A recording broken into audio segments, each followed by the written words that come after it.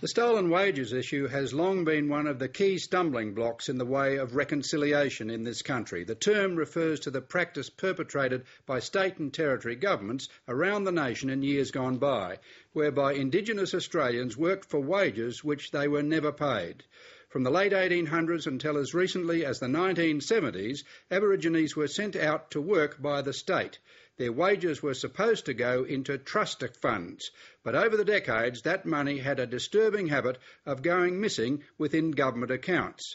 6 years ago, the New South Wales Government established the Aboriginal Trust Fund Repayment Scheme in order to set about returning unpaid money to its rightful owners.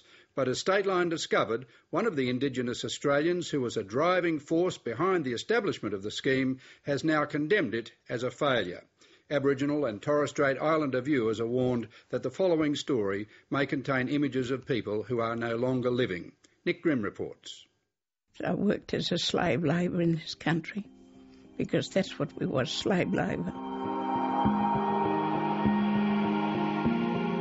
Marjorie Woodrow, you've battled for years to see Indigenous Australians repaid their so-called stolen wages.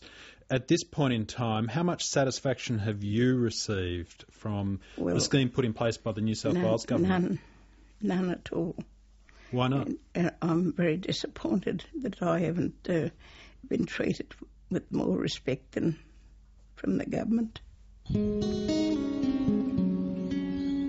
Aboriginal elder Marjorie Woodrow doesn't move as quickly as she once did, but the feisty 84-year-old promises she has plenty of fight left in her yet.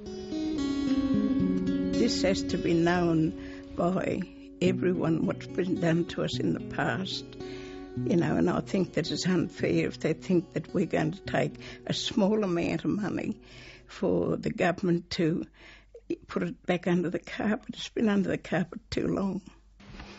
Didn't have carpets on the floor when we was here.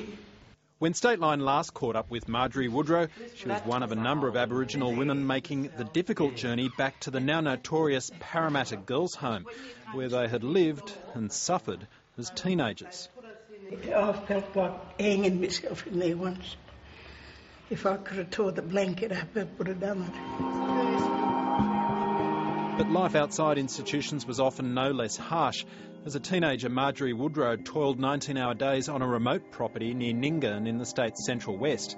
There were no holidays, and her wages were kept in trust by the state government and never paid.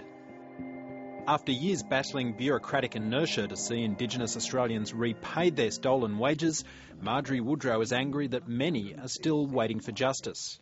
And I'd imagine these would be fairly detailed records. The irony for many victims making claims was that for decades government records had been poorly kept, lost, or were just plain non-existent.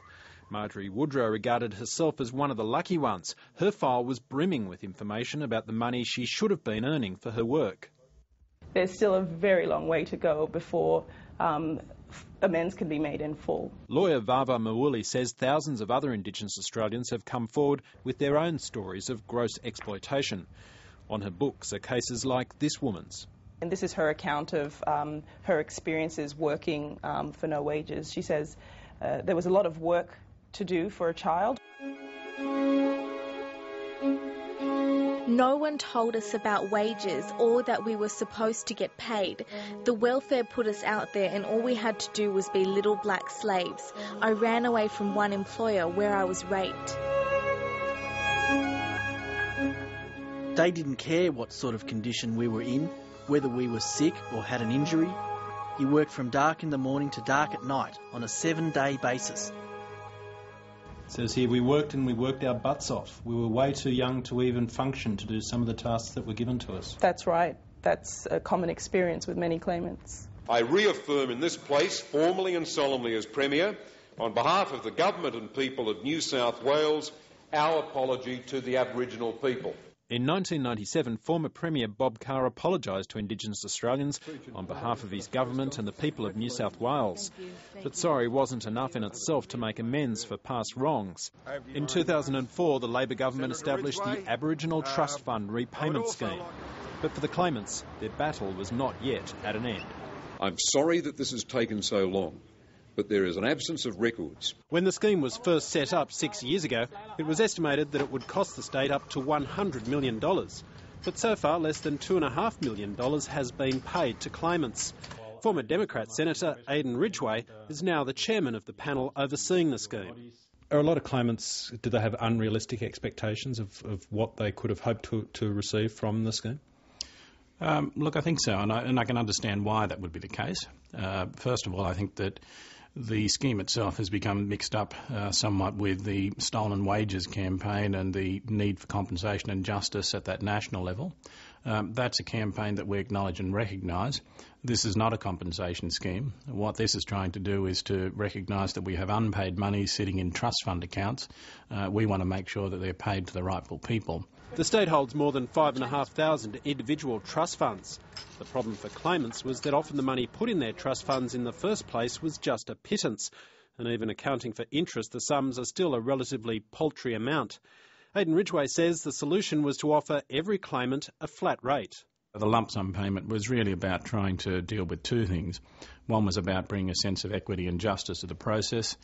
The other was about speeding up the process by which claims were made, so we could look at a simpler test being applied rather than the merits-based approach, which went through all of the documentation if they existed in order to come up with some end outcome where people might only get a couple of $100 to a couple of $1,000. But those who believe they're owed much more from the state government say they're being exploited once again. I would be satisfied if they paid me what's owed to me. I'd be very happy with it. And at this stage, I need that money badly. How much are we talking about? Well, I think looking at close to $1 million, I think. And the New South Wales government offered you $12,000? Yep. And I'm not satisfied with that. There's concern too that the scheme isn't doing a good enough job of processing claims. Close to 9,000 have been lodged so far and less than 400 have been finalised. With the scheme set to be closed by the state government at the end of this year, the Public Interest Advocacy Centre says time is fast running out. The government ought to keep the scheme open and ensure that all of these claims are processed in a manner which is fair for claimants before it's shut. Aden Ridgway says the backlog of claims is nothing to be alarmed about. We now no longer need to go to the extent of trying to identify how much sits in an account. All we need to do is establish that an account did exist on strong and circumstantial evidence. Once we've done that, we can recommend a payment and that can be expedited immediately. For many claimants too, old age is making memories fade and details become vague. But Marjorie Woodrow is vowing to fight on, saying she'll take legal action against the New South Wales government for what she believes she's owed. I think that time's got to change for us to have something back to us, to give us something back in the right way that's owed to us gracefully. Thanks, Nick Grimm.